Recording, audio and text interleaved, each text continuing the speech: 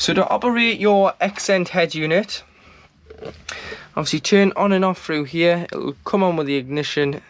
Anyway, you've got navigation, which your chip's in the top, and then you go, shows you a map where you are. You go to the 3 lines in the bottom right, go to new route, address, and then in the middle you can put your postcode or town where you want to navigate to, and then you go to town and then start navigation, and it will navigate you to your destination via an address or a postcode, or of course you can use the one above, which is a street name. Going back to home, you've got radio, which is FM AM, and obviously you can press 1 to 6 on preset to save your favourite FM radio stations.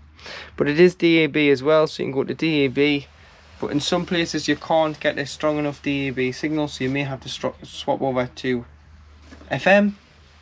Go to list, obviously it shows all your national, and it shows our regional stations, which is Tyne and Wear because we're in Newcastle.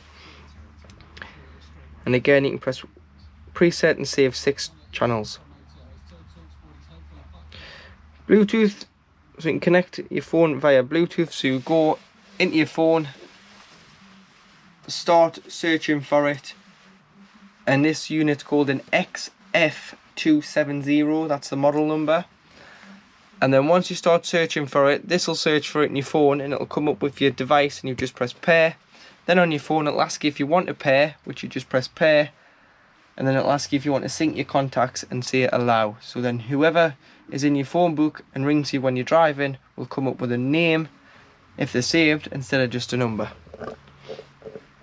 You do have on the Bluetooth as well the option for Bluetooth audio, which is the music symbol. So once you are connected to it, you'll be able to click that and stream your music from over Bluetooth from your device.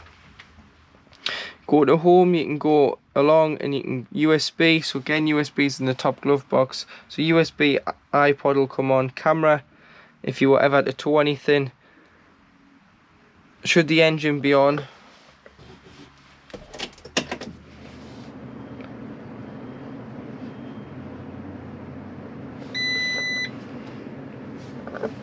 If I just turn the engine on there, go to camera, like so.